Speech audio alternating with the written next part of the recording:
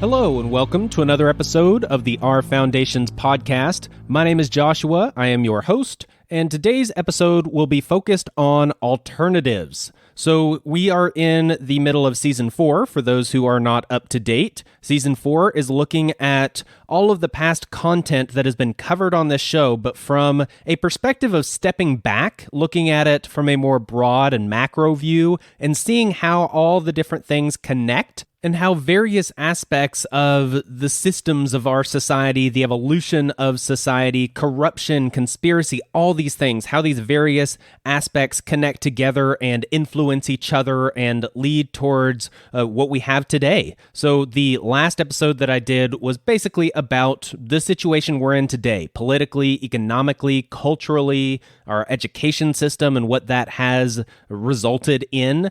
And so at this point, starting from the beginning of Season 4 into now, we have basically very clearly pointed out that things are not going well. And we now know what most of the reasons are for that, at least some of the, again, more macro overall reasons. And we see the trend, we see where that is going, and that is not a place that most of us want to be. And so the obvious question becomes, what are you going to do about it? And so that is where this episode comes into play. I'm going to bring in, I think, at least a lot of different aspects, everything from Anarcho Capitalism to Democratic Confederalism to Agorism to all kinds of things, homeschooling, blockchain, all kinds of alternatives, self-sufficiency, all kinds of things. And so the point of this episode is that, yes, the system is corrupt. The system is broken. And what should we do? Well, we should build something better. And that is a much more effective and much more useful way of spending our time, our money, our resources, our wealth, because we basically just have a few options. We could, if we wanted to, try to change the system and say that it just needs some tweaks, it needs some reforms, we need to get the right people in office and change some policies and that kind of thing. That is one way. Another way would be to protest the system, stand up and do these massive protests and demonstrations and make our voices heard, even riot in the cities or do very peaceful protests or do one and call them the other. But either way, you can protest and make your voice heard and get the idea out there. That's another option. Another option, a third option, might be to actually fight the system. This would be where probably the militia movements might come into play, or people that are deliberately getting into the black market, cartels, mafias, things of that nature. There are, and that's a questionable thing because cartels and mafias actually directly benefit from the brokenness of the system, so they don't necessarily want the system to go away. They just are in competition with it. But my point is just that you could actively try to fight the system in some way.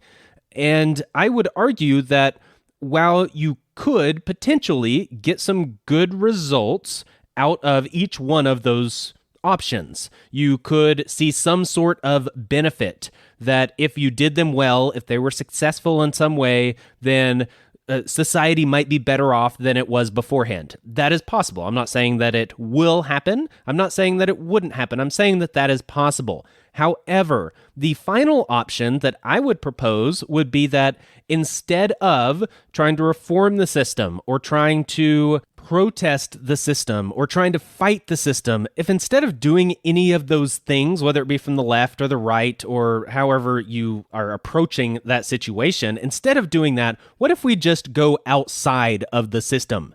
And if you think about it, that's going to be something that yields guaranteed, just about guaranteed results, especially compared to the others, that are often exponentially better for you and your family and your community than those other options. So an example that I would like to use would be homeschooling, or the problem of the education system. Let's put it that way. So the education system has a lot of problems. Public schools are not the best for giving well-rounded education to children. They are indoctrination centers in many ways. And so if we want to change that, Well, let's say I do. Let's say I want to change that because I have small kids. They're going to be going into school soon, and I want them to have a decent place to get an education. I don't want them indoctrinated with critical race theory or any of these other things, maybe the transgender agenda, or maybe it's the Church of Woke agenda. There's lots of things that I don't really want my kids indoctrinated into.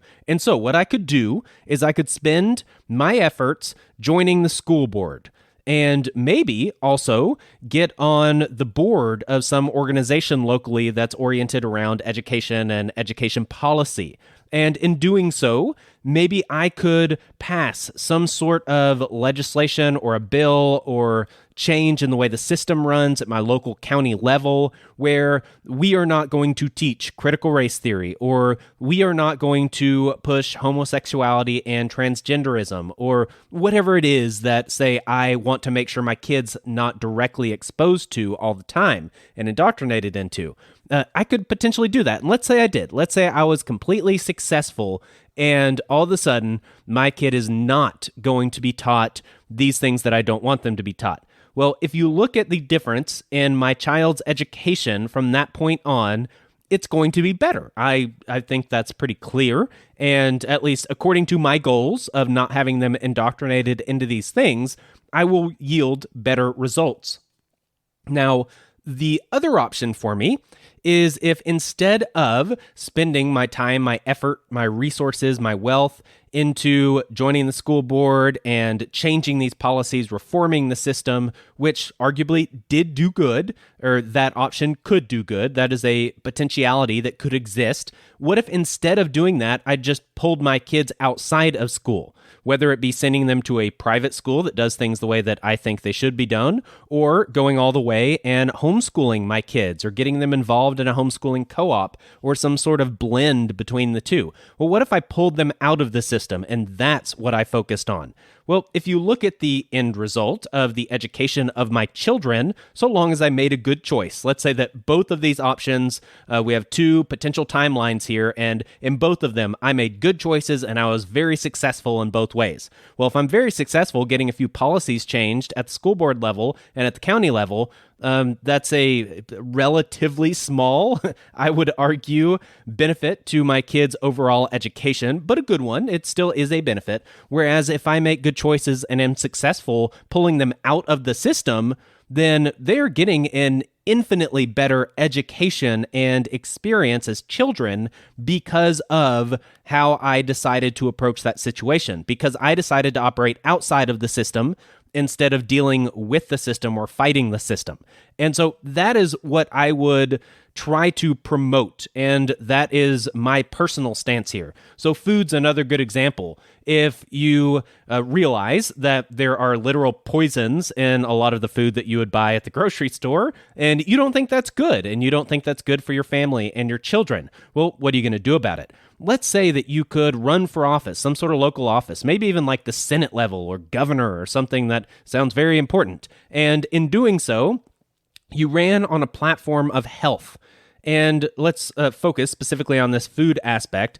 And you're very successful. This goes well, you get elected, and you get a lot of support from other legislators and other groups and people. And so you end up getting these bills passed where now it is illegal to sell food with XYZ ingredients in it in my state. And let's say I got that through, then arguably that is an extremely good thing. And actually, that would be pretty hard to argue against. That is overall going to yield a positive result on my state, my community, my family, because the food that we are buying now does not have this XYZ list of poisons in them. So that's a good thing. And I would say that that is a good thing. I'm not going to argue that. However, the other option, the option that I am proposing, is that what if instead of spending all my time, effort, energy, resources into getting that political position and changing all these policies, even assuming that I could do that, what if instead of trying to do that, I put my efforts into getting my family real, quality, natural food? and promoting that in my community? Well, number one, that's something I actually can do. Most of us are not going to win the governor's race if we go for it, or the Senate, or anything else.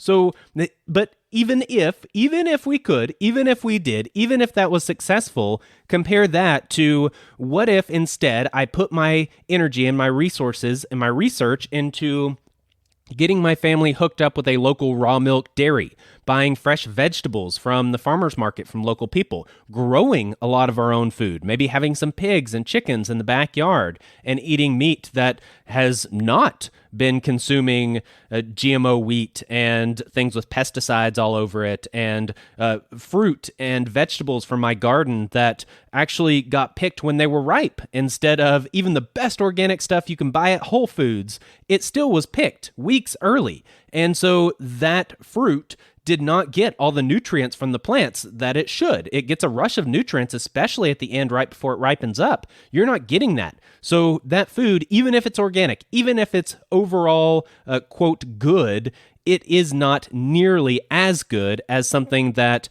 I can grow in my backyard, let ripen on the vine, and pick that's much more nutritious. And I can guarantee that it didn't get hit with any pesticides. There's no poison on it whatsoever. Whereas I couldn't necessarily guarantee that even at a Whole Foods or someplace like that.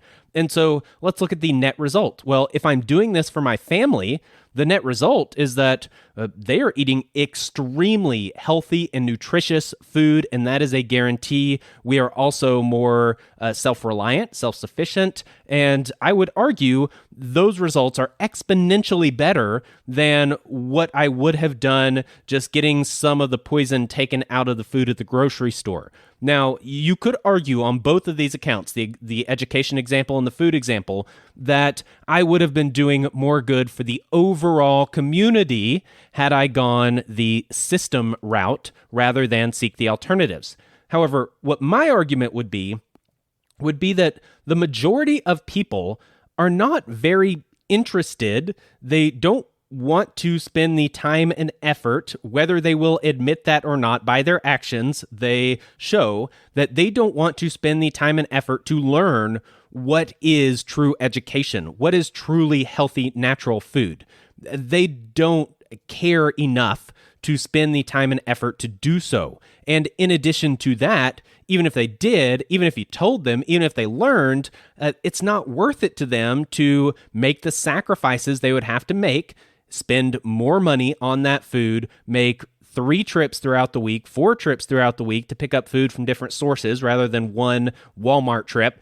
Most people just don't want to do that. I mean, homeschooling or even private school versus public school, private school is much more expensive. Homeschooling is much more time intensive. And do people really want to do that? What if it's a 2-income family and let's say the mother quits her job and stays at home, raises the kids and homeschools them? I would argue it's infinitely better for that child. However, that family is without a doubt going to have to make some sacrifices because that mom isn't working. They are down in income, and that's going to have to come from somewhere. They are going to have less money than they would have otherwise, so that comes out of something, and that something would be a sacrifice of some kind. So most people are not interested or willing to make these changes. Now, I could force these changes where I force some minor tweaks in the systems that they are participating in and in the things that they are buying to eat, the places they are sending their kids to go. But again, that's making incremental changes and benefits to their children of everyone in the community, which is a good thing. I am not arguing that that's not good.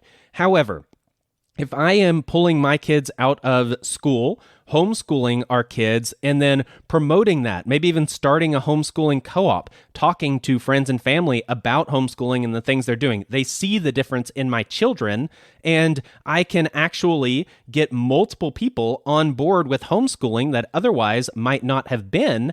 And in doing so, they also get this exponentially greater reward for their children. That is a good benefit to others. It's not just about me. Same with food. If I am finding a way to source healthy, real, natural food. I'm talking about it. I'm telling people about it. I am actually doing it. I'm actually growing it. Maybe I'm even selling it. Maybe I am starting a business where I am giving people access to these things. There's lots of different options and avenues for this where I can be a benefit to the overall community and to others, and a benefit that is much, much greater than these tiny incremental changes you'll make trying to reform the system.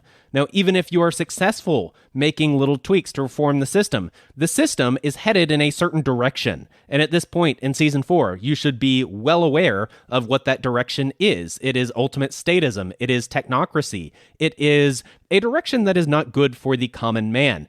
And so, even if I can slow that progression down a little bit or kind of push it a little to the left or a little to the right, it's still heading down the same road. And instead, what I argue is that we should just get off that road, create our own path. And that path might not be as easy as this big highway road down the middle, but it is still arguably a much, much better path for me, my family, my community, those that care. And again, most people don't care enough to make these changes and sacrifices or to learn or to think about it or put anything into action. And that's okay. That's their choice. They have free will to make whatever choices they want with their lives and how they lead their families. And so while most people aren't going to choose these things, there's a handful of people that really want something better and something different. They really want to pursue the types of things that I'm talking about here. And if I create a way for them to be able to do so, I might only make an impact on a dozen families instead of 1,200 families. But that impact is so much greater. Those families are so much better off than that tiny incremental change that I made to the 1,200 families. So this is where the idea of agorism really comes into play.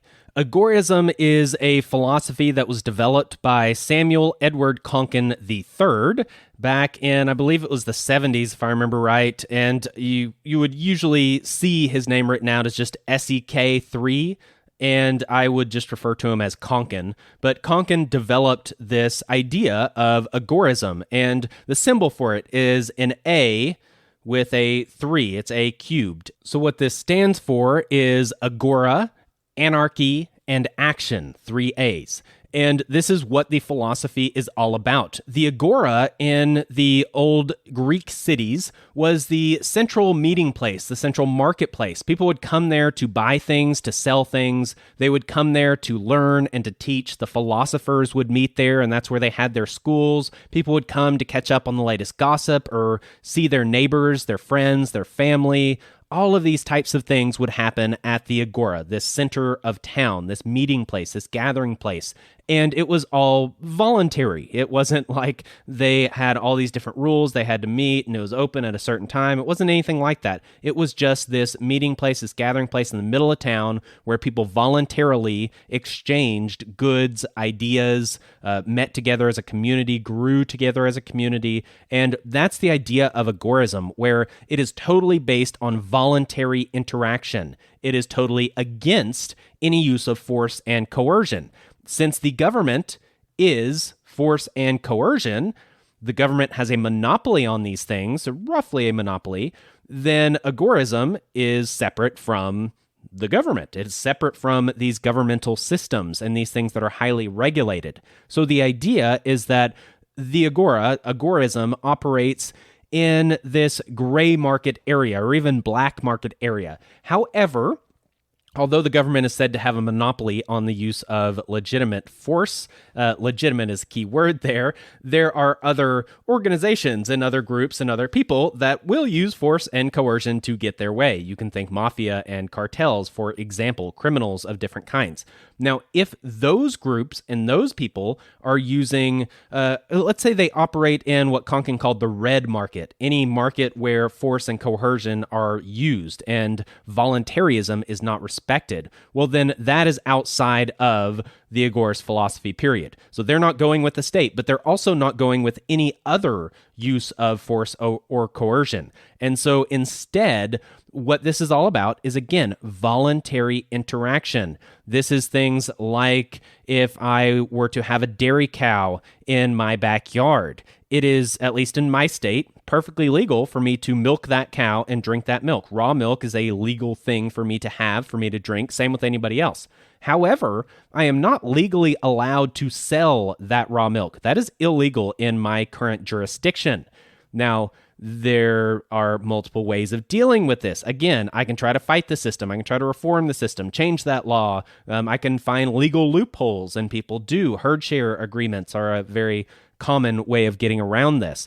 But the other option is the agorist route, where I basically just say, screw the system. I'm not going to deal with any of that, and I'm just going to go ahead and sell it to my friends and family. So be it. I'm just going to operate on this different level. It's totally voluntary. They want something. I want to give them something. Done. And that's it. And so this is generally illegal. At least according to Konkin, the majority of agorism is illegal behavior. That was one of the definitions that he gave, said that it had to be illegal, and then there are other places where he hints that it doesn't necessarily have to be. But for example, it's things that, like alcohol, that are not necessarily illegal in and of themselves. Same with raw milk.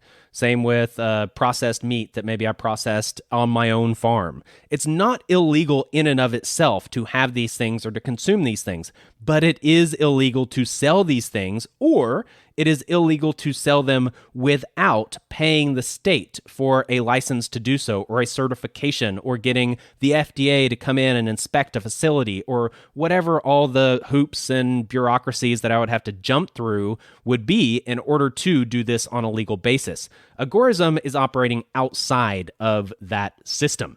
Now, I personally try to mostly advocate for the Agorist philosophy that still falls within the legal framework of the systems we are under. So while I don't agree with those systems in any way, I would prefer, for many reasons, both practical and moral and religious, I would prefer to not operate the majority of my life in an illegal manner. I don't think that is wise, and I think there are very many reasons for that I am not going to expound on here. I've done so in other places. But at the same time, I agree that the system is immoral, it is corrupt, it is wrong, and I still want to participate in these other things. I still want to drink raw milk for myself and my family. I would still want to get quality meat that was raised by someone that I know or by myself, and so be it, processed on site and not at an official FDA-inspected facility. And I should be able to do that, and I want to be able to do that. So there are ways of doing those things without getting into the legal issues that you normally would. And that is the route that I would personally recommend.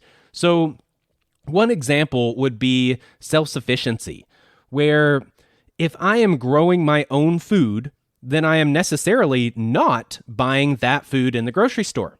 So number one, I'm not dealing with the system and its regulations and laws and bureaucracies over the sale of food in the grocery store. Number two, I'm not giving my money to those corporations that are also just as corrupt and just as bad, or at least on the same track as the state is. I am also not spending the sales tax that goes to fund the state at the grocery store. Instead, I'm growing my own food. It's much better for myself, for my family. It's something where if something goes wrong, let's say there's some sort of shortages or a natural disaster or anything happens, I have food here that I am growing and I know how to do that. I've gained a skill, and it's just overall much better. So that would be a form of agorism, I would argue, that is not illegal. There's nothing wrong with me having a garden and growing my own food. I can catch rainwater and use that for various purposes. I can have solar panels on a building at my house and use that to get electricity.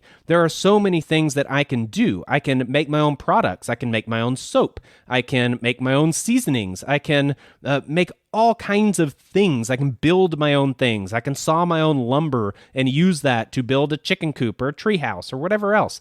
I can do a lot of these things from this self-sufficiency perspective, and arguably, in my opinion, that is much, much better than trying to, again, fight the system, get involved with the system, or even deal in an illegal way to do the same thing. So, for example, it might be illegal for me to have raw milk, so to say, for me to buy raw milk from somebody else. But it's not illegal for me to have a dairy cow and create that raw milk myself. So if those were my only two options, and it's not, but this is the example I'm using here, if those were my only two options, then personally I would advocate for getting my own dairy cow. And I am therefore participating in the same approach, the same strategy. I'm participating in agorism, operating outside of the market and outside of the system, but I am doing so in a way that is actually perfectly legal. I'm doing it myself. And self-sufficiency is a very good tool for these types of things.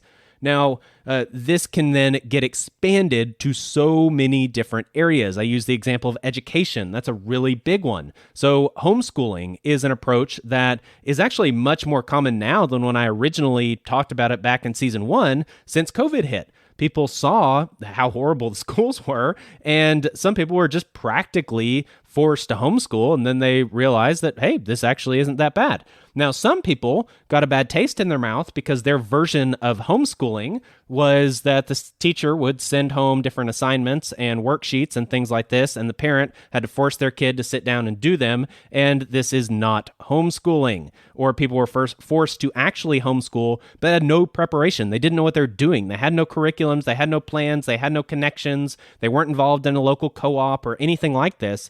And no, that's not the way that you would do it if you were actually doing it well, I would argue. And so although people were forced to do these things, I think some people had a bad experience for those types of reasons, whereas others had a great experience and others ended up being exposed to it and shifting to that. But homeschooling numbers are through the roof compared to what they had been the previous probably decade before COVID. And so that could be viewed as a very positive thing. And homeschooling is something, again, where at least in my jurisdiction, in my state, my country, it is perfectly legal to homeschool our children. So I am not necessarily operating in a criminal way or an illegal way, but I am operating outside of their systems. I am operating in a way where I don't support their systems. I am not exposing myself, my family, my kids to their corruptions and indoctrinations. And that is something that I think should be the goal of all of us for ourselves and our family. That is the idea of agorism, operating outside of the system. Now, there are other examples of communities and people that have done this in various ways. One that most people would recognize would be the Amish or the Mennonites, where they have their own communities, they do their own stuff, they very rarely operate with any of these systems, they often don't pay taxes, and they just do their own thing. Now, that is a very attractive model, and it works very well for them for the most part. However, I guess personally, my view on that would be that you are then secluding yourself from the rest of society. It is similar, although different fundamentally, as taking a completely self-sufficiency approach. So with that, if I want to be completely self-sufficient, me and my family, then I'm going to have to go live somewhere way outside of town. I'm going to have to be off the grid, generate my own electricity, my own food, my own everything.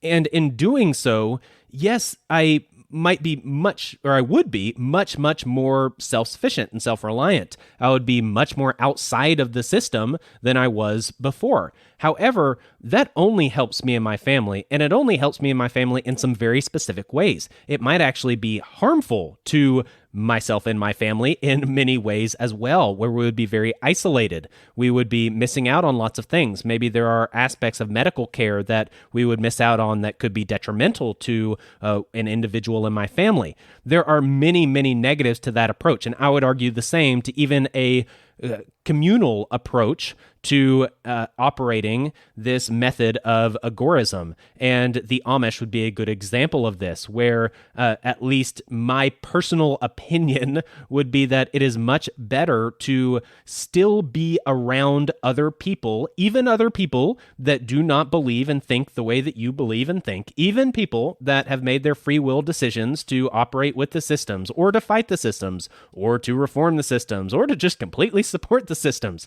Those people need to be reached out to as well. They also need help. They also can benefit at times from being exposed to a different way of doing things, to things like agorism and other philosophies of freedom and liberty. And so if we remove ourselves from this, then we are basically abandoning society to its fate, which I would argue we know what its fate's going to be. We know the trend. We know where it's headed, and that's not a great place overall. That's kind of always the way it has been. However, again, there are some people, there are some families that don't want that. They are waking up. Some of them are waking up because of people like us that are helping them, and some are just seeing it for themselves. Some are being exposed to a lot of the lies and propaganda, and they're figuring out that, hey, this isn't what I thought it was. And they want another option. They want an alternative. They want something better. Well, if we're there, we can help lead them to that. We can help build that. And that is my personal argument. Now, if, let's say, we were extremely successful at doing this, and everyone that was oriented this way went ahead and acted in this way. And one of the points that Konkin makes is that you essentially starve out the state. If all of your activity becomes gray market and black market activity where the state isn't getting any taxes from that, then they don't have the funds to fund their wars and fund their experiments and fund their politicians and everything else that they're doing. And same with a lot of the mega corporations. They don't have the funds to operate in the very corrupt way that most of them operate. And so in doing so, you are starving out these systems that are immoral and corrupt and that we do not believe in or agree with. And you could argue that that's not actually true because the government could just print their own money or do various things in order to make up for that. But at least to some extent, let's pretend like it's true. If we were to do that, that would lead to anarchy. And that would be horrible, right? At least that's what you hear. That's what you see. That's what The Walking Dead portrays when you watch any kind of apocalyptic movie or TV show that's all over the place. It's been a mainstay in modern media for a decade or more. The zombie movies have been extremely popular. The post-apocalyptic movies, the dystopian movies, extremely popular. And what do they all show? I shouldn't say all. What do most of them show as the example of anarchy? Well, it's chaos. That's what we're told, is anarchy is chaos. Well, I will quickly make an argument against that. And to do so, let's just start with the definition of anarchy. It just means no ruler. So it doesn't necessarily mean that everything's chaos. It doesn't mean that people are violent. It doesn't mean robbing and looting and whatnot. It just means that there is no ruler. It could mean that there is no government. Well, we actually have seen this multiple times in history. And I would refer you back to one of the episodes in season 1, and I apologize, I don't have the exact episode in front of me, but I will link it in the show notes. I did an episode about ancient Israel that was more about governance than government, because ancient Israel, under Mosaic law, did not have a formal government. They didn't have a formal king or ruler. They didn't have a police force. They didn't even have a military. They were broken up into tribal militias. And even when justice was carried out, it wasn't through this centralized governmental court system. The justice was to be carried out by the victim or the representative of the victim. And then there was a system in place where if someone was wrongly accused or they believed that they were going to be the victim of some revenge killing or something like this, there was a place that they could go, the cities of refuge. There was, in a sense, a decentralized court system that they could appeal to and have their case heard. And they had all these systems set up to where there was governance. There was law and order. There were systems in place to accomplish the things that government is supposed to do, but they were able to do it without an actual government.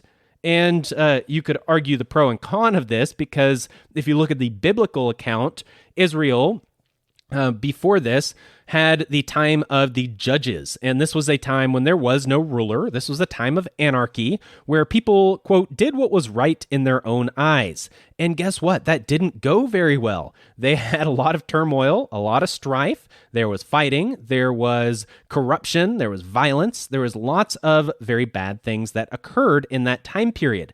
However, if you look post the early Israelite people group, and that would be post the original Mosaic law, when they asked for a king. They specifically asked for a king in the book of Samuel in the Bible, and God told them that this is not going to go well for you. This is going to be a curse for you. This is actually a rejection of myself, is what God says. That having a king, creating this formal centralized government with a human ruler ruling over you other humans, that is against me. That is a rejection of me. That is doing the opposite of what I have told you to do. I have told you that I am the ruler and that you guys obey me and love one another. That is what you are to do, and there should be true justice. Whereas if a human or a group of humans is ruling over other humans, that does not lead to true justice, and that is putting people in the place of God. And guess what? They did it anyway, and guess what? It didn't go well. So just like the time of anarchy, the time of the Israelite kings went arguably worse than the time of the judges, and there are only two-ish examples of decent kings. Josiah would be the only one that actually did well. You could argue David is often argued, but although he is promoted a lot in the Bible, his reign was not a very pleasant one for a lot of people. He murdered people and did all kinds of horrible things. And so the argument here is that, yes, it is possible to have a society that has governance and order without having a government. Israel is one example. The only other example that I'll specifically mention would be Rojava, and that was an area in, if I remember right, it was Turkey, Syria, and maybe Pakistan. It was kind of on the border of these three countries, definitely Syria and Turkey, though. And they declared an autonomous zone. They declared this large region to be totally autonomous from those states and governments. And they didn't have their own government, at least at first. They ended up creating a government of sorts in order to deal with things like arbitration with other states, where they actually had representatives that could speak for their region, because that's an issue if you don't have any officials to speak for your region. And arguably there are other ways of handling that, but they did create a small version of government in order to deal with that. But overall, this was a territory that had no government, and especially at first. And instead, they followed a political philosophy called democratic confederalism. And what this did was basically bring things down to as local of a level as possible. So they would have people that would meet up on a street level, a neighborhood level, and they'd have these neighborhood meetings that would occur, and anything that only affected that neighborhood would get decided there. That neighborhood would figure it out among themselves. And anything that was larger would get handled by another meeting of people that would meet up, and it would be over, let's say, an entire few blocks where there was, a larger territory, and things that affected on that scale, they were decided at those meetings. And then there'd be a citywide meeting, and there would be, the equivalent of a countywide meeting and a regional meeting. And then they were split up into, overall, there were three sectors, I forget what they call them, but three jurisdictions, very large jurisdictions, the size of some states and countries. And these three also had meetings where they could meet together on things that involved things on that level. And so things are decided from a bottom-up way. One of the things that was mentioned by some people that actually were there and lived there was that this is not a system for everyone. You have to keep in mind that Israel, as well as this example in Rojava, these are people that are from an Eastern culture. That is a very different culture than the individualistic Western culture. The Eastern culture is much more collectivist, so to say. And so there are issues there. there. There are also the issues of, well, if you have all these meetings, then you have to actually go to these meetings for it to be effective and to do anything. And a lot of people in the Western world nowadays would have no desire to go to all these different meetings and have their voices heard and actually figure stuff out and decide it on a local level. Whereas they actually were able to do so, and they had that participation, and it was effective. Now, the issue was that this was a territory that, despite being made up of many ethnicities, there was a large Kurdish presence, but also there were some Turks there and Syrians and Arabs and all different kinds of religions, all different ethnicities. There was equal rights between men and women. And keep in mind, this is the middle of Turkey and Syria, some of kind of the worst area for human rights and especially women's rights. And they had all of these positive things. They had this very democratic system that was set up. And yet, even so, America, under Donald Trump at the time, basically got them involved in peace talks with Turkey. The Rojava area dropped some of their defenses, and then the U.S. totally backed out on them, left them stranded high and dry, and let our NATO allies, Turkey, come in and take over the area. Now, I have actually not figured out what happened after that. I know they figured out something. I think they made a peace deal with Syria, where I think they're back in with Syria now under their government, but with some levels of autonomy. I don't know all the details. You can look it up yourself if you want. But I did do an episode about these sometime in season 1. I'll try to find it and link it. But yes, this was something that did work in modern times. I think it went on for a decade or more. And this was, again, under Donald Trump when it possibly ended. And again, I don't have the details on that, so I can't really speak to that. But that's just another example. Another one would be if you take libertarianism to its ultimate conclusion and you go all the way to Anarcho Capitalism. Now, this would be kind of obviously the opposite of a more collectivist communist approach. Communism, you could argue, could be done in a decentralized way without a state, but that's not something I am going to touch on. Instead, I will touch on anarcho-capitalism. I think that is much more applicable to the Western world.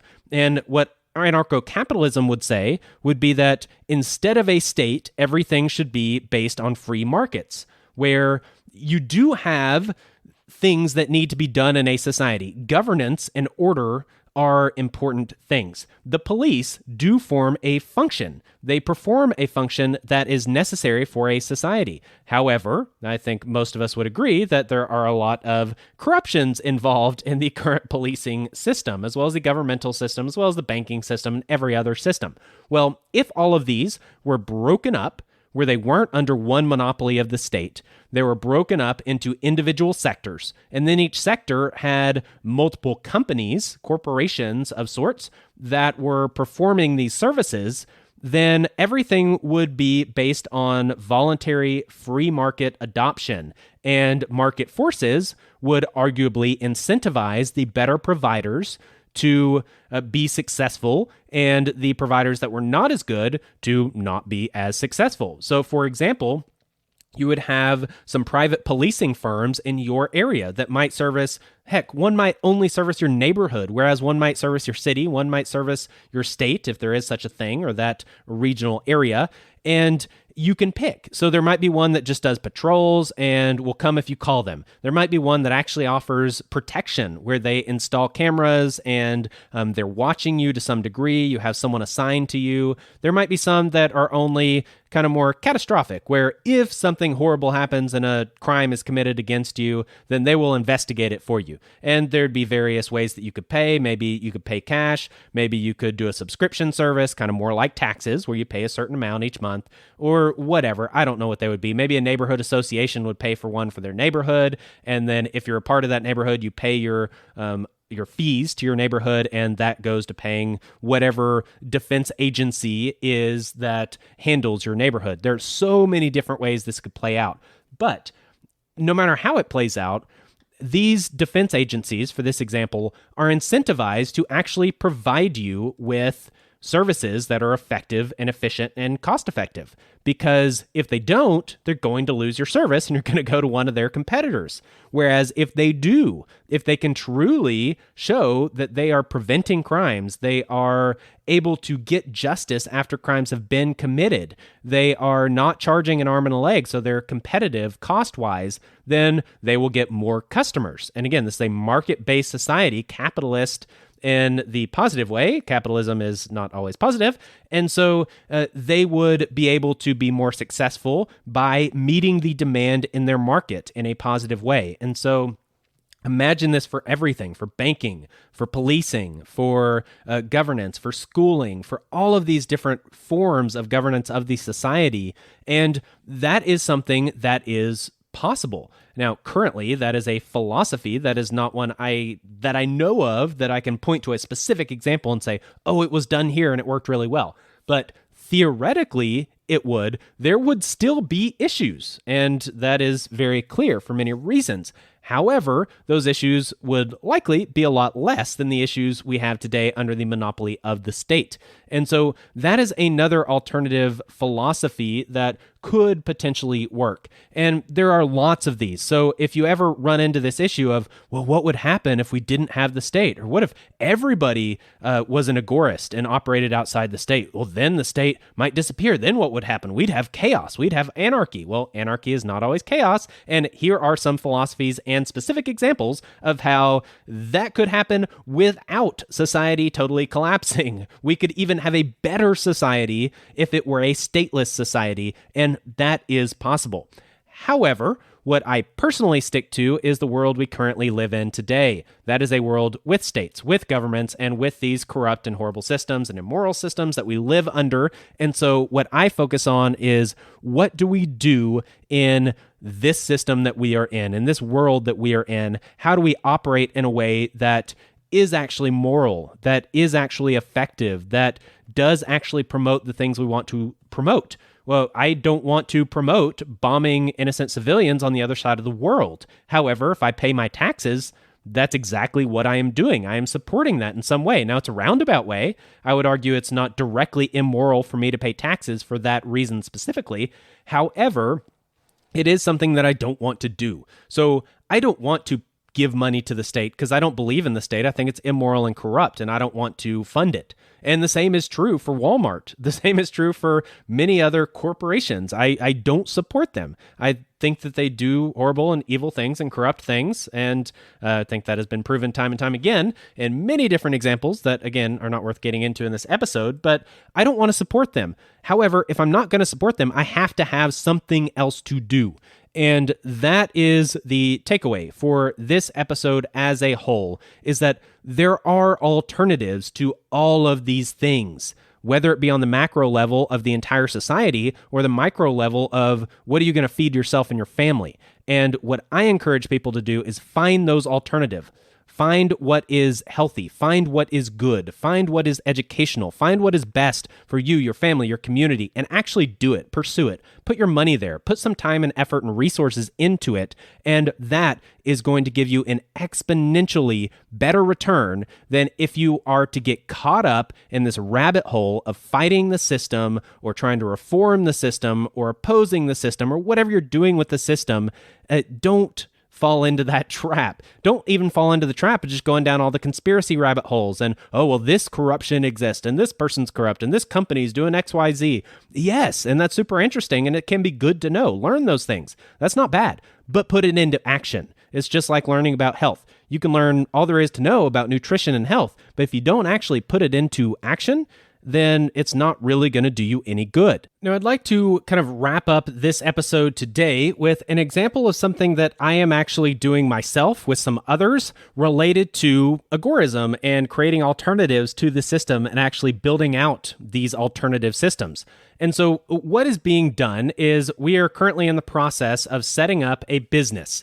This business is tentatively called the Agora, and fittingly, as you might guess. So what the Agora is a hub for alternative systems. That is its purpose and its point. These are systems that are focused on self-sufficiency and sovereignty and voluntarism, with a specific focus on food, health, education, and resources.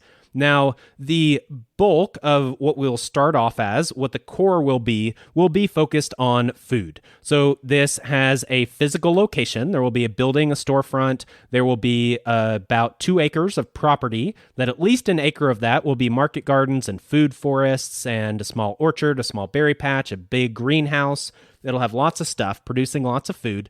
And what we're going to do is have a market, like a farmer's market of sorts, inside of the storefront. This will be one that'll be open multiple days a week, not like a 1 day a week on Saturdays market, but one that's actually open where people can visit it at different times. And we'll sell all the general farmers market type things. We'll have vendors that are actually selling them, but it's more a style where the vendors can come, drop off their stuff, have a little booth already set up or a set of shelves. They can have their stuff there, and we will handle dealing with the customers and ringing it up, and then they pay a fee or a percentage of profits or something of that nature, and that's how we will basically stock our shelves. Everything in the store and everything that we deal with is all going to be focused on being as local as possible, as natural as possible, organic or better. And that is our focus. Now, there are lots of things that we can legally sell this way. A lot of canned foods and jams and vegetables and fruits, soap, all kinds of things like this we can sell totally legally in this format. However, there are many things that we cannot legally sell. These are things like meat that hasn't gone through the proper inspections and have all the certifications and licenses. Alcohol is another really big one that we cannot legally directly sell. We've got issues with raw milk, where that is also illegal to deal with in that manner.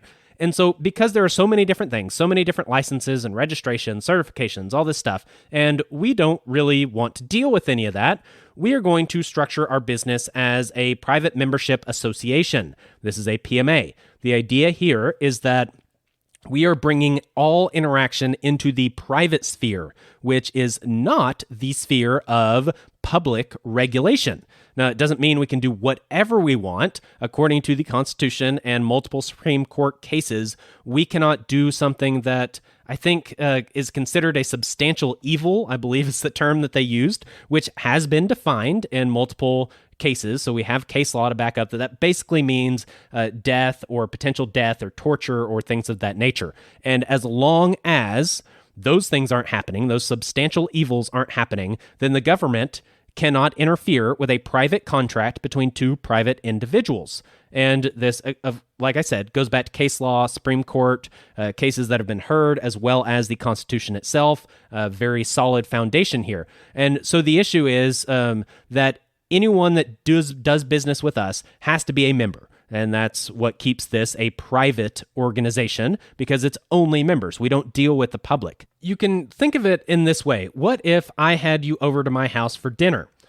Can I serve you alcohol? Well, yes, that's perfectly legal. What if you really like this beer that I give you and I say, oh, well, I've got 6 more of them in the fridge. I'll just sell you those. Give me $10 and I'll give you the 6-pack. Yes, that's actually legal.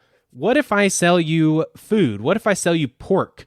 And let's say I'm serving pork, we're doing barbecue, and it's from a pig that I raised and I slaughtered myself. I didn't take it to an official facility. I can still serve that to you. You can still eat it. And then if you like it, I can still sell it to you. I can sell you 10 pounds of that pork. That is perfectly fine and legal. There are plenty of things that I can do in my house. I can serve you food. I can serve you alcohol. My kitchen doesn't have to be inspected. I don't have to have some sort of liquor license and all these kinds of things. My house doesn't have to be zoned for commercial use. I don't need to do any of these things because it's private. This is the private sphere. And in the private sphere, we have a lot more free reign than we do in the public sphere. If I was operating a store dealing with the public, I couldn't do any of this stuff. And so the idea of a PMA is to take that relationship, like having you over to my house, and expand that to a business level.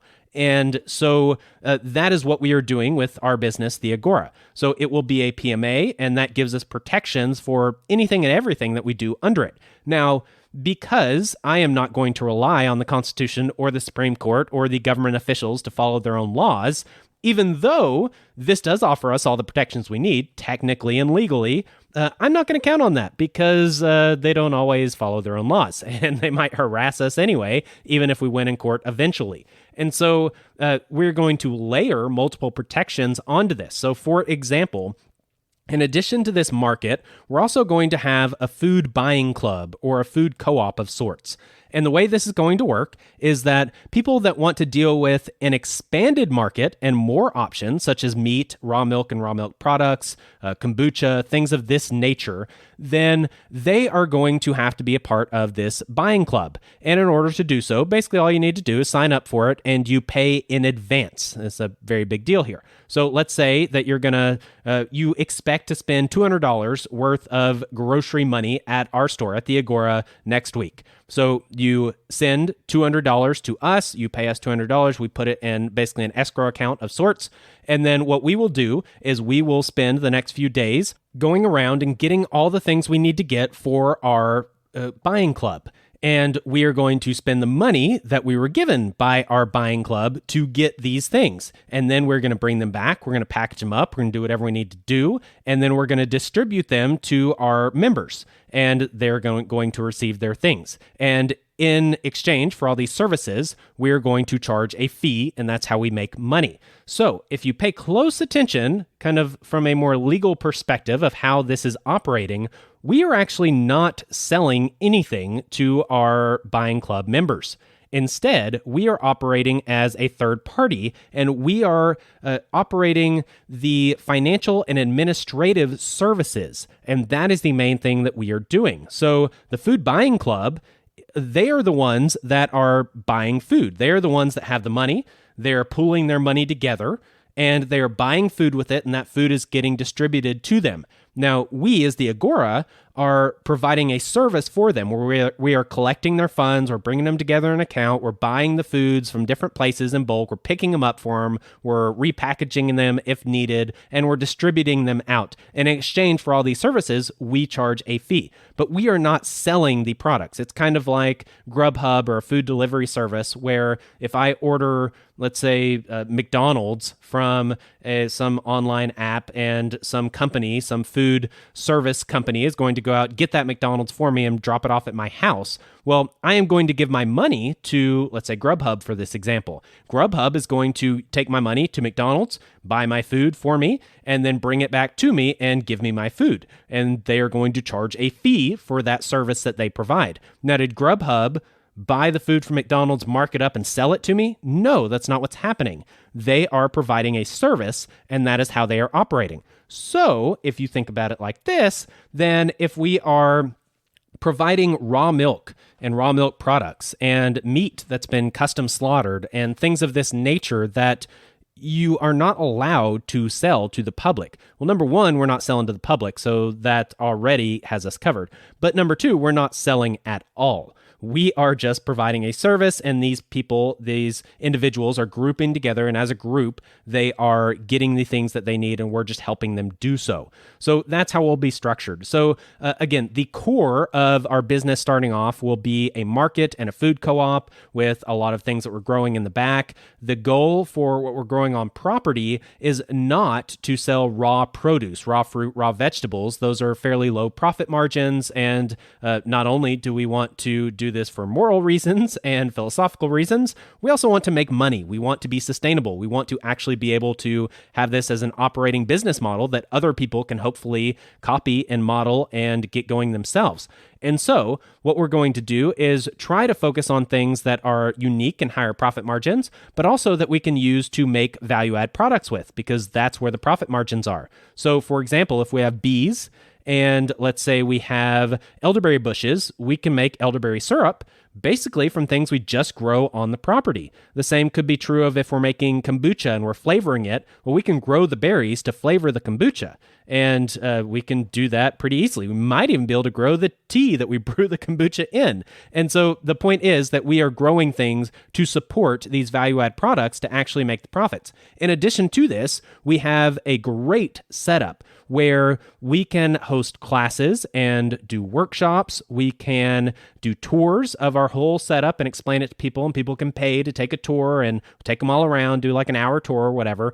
We can also offer consulting services. So let's say someone wants to set up chickens in their backyard, or maybe they want a small food forest, or maybe they want to be more self-sufficient in general and want a consultation on what they can do to reach this goal. Well, then we will provide consultation services for those types of things. We'll do the classes, we'll do the workshops. And in addition to that, we will also be using the property and the things we grow to propagate. Some of these things propagate naturally, like raspberries, blackberries. They just send up shoots every year like crazy. You dig those up, you pot them, and you can sell, ideally spring and fall probably. It'll probably be a seasonal kind of small nursery thing, but we'll sell the things that we grow. And so hopefully we can propagate the fruit trees, the berry bushes, herbs, all kinds of things, and people can actually buy plants that have not been sprayed with anything. They're not GMO products. They are things that we grew right there. They're supporting a local distribution center, and we can provide them with plants that are actually going to yield them some sort of product and profit. And so it's good for them. So if you want to buy some strawberries, if you want to buy some mint, if you want to buy, bee balm, or who knows what you want, hopefully we'll be able to provide a lot of that for you. So we'll have a small nursery there. And then the final aspect that I think we'll start off with at launch will be a crypto consulting arm. And so with the crypto consulting, it'll be something where someone is interested in cryptocurrency and wants to get involved. Then we can do various levels of helping them get onboarded into the process, all the way up to potentially portfolio management, still working on the details on that. Because just like alcohol and food, there are so many regulations in the world of finance. And again, we will be operating under a PMA structure, which does protect us from those things. We're only dealing with the private realm, and in that realm, legally, we should be able to do all this. However, we want to stack protections, and there'll probably be some sort of stacking going on there, and we'll see how that ends up. But as you can tell, this then becomes a business that is a hub for all of these alternative systems. It's all local, it's all natural, and people can come and get their things there. And instead of having to go to a drop-off location for a raw milk dairy, and then go into the farmer's market to get some veggies, and then growing some more in their backyard to supplement, and then going to the orchard every year to pick apples, and then going to this place and that place, and buying in bulk, and going through Azure Standard, and still going to the grocery store for the things you can't get all these other places, instead of making these 3-4 trips, whatever a week, to get all these healthy, real, natural, local foods that our customers want, we're going to provide one place where they can get them, and we're going to be able to offer that in a legal way and a very cost-effective way. So this is our plan. We are currently in the process of getting this set up. So it's not off the ground yet. Don't even have a website. But I just want to leave you with that example of, hey, here is a thing that is being done, kind of like the idea of ancient Israel or the more modern Rojava. Some of these things have actually been tested and have actually worked. And so it's something where you can't just look at this and say, oh, that's just a philosophy. In real life, that's not how it would go. Well, no. In real life, there are examples of these things, and they have at times been very successful. And so hopefully that gives you some inspiration and some ideas. I am going to end this episode here because I'm reaching the time frame that I try to stick with, roughly an hour per episode, and I will leave you till next time. Now, until then, I will say that anybody that wants to financially support the podcast, that is extremely appreciated. Thank you to all the supporters out there on Patreon and Subscribestar. We have a few on each, and I really appreciate that. If you are a subscriber, you get some perks. Most people, I think, do it just to support the show because they believe in it. But if you also want the perks, then I strongly encourage you to take advantage of them. One of them is I'm currently writing a book. I've been writing a book for a while now, and I'm releasing sections of that book as time goes on. And I released another section a few days ago. So if you are a supporter on Patreon or Subscribestar, then be on the lookout for that. That is posted on there that you can see. For anybody else, there are so many different ways to support. You don't have to just support monetarily. You can also leave a rating and ideally a review. you can spread the word. I got an email from somebody, sorry I forget what your name was, but someone that did say that they were really enjoying the podcast. I think picked it up in this season 4, had shared it with a friend. They're really enjoying it. So just telling other people about it is also something that gives a lot of support to the podcast, but it also helps other people. Again, spreading these ideas is a very important thing. Our society is very corrupt and immoral and going down the hole. And so if you can do some things to help with that issue, then go for it. And that is a good thing to do. And hopefully sharing ideas like this and talking about these things with other people, that is something that anyone can do. So thank you for those of you that are doing that. I am really not sure what I'm going to be touching on next week, so I will leave it as a mystery. I think I've covered roughly all the stuff that I talked about in Season 1 of the podcast. We'll probably jump into Season 2 type content, but again, from this overall macro perspective, tying everything together, and that's likely what we'll get into. If not, it'll be the leftovers from Season 1. I'm really not sure, so I'll figure that out before next time, obviously, and you will be surprised and hopefully enjoy your surprise. So until next time, I'm out. Peace. This has been our Foundations podcast. Goodbye. Thank you for listening. Goodbye.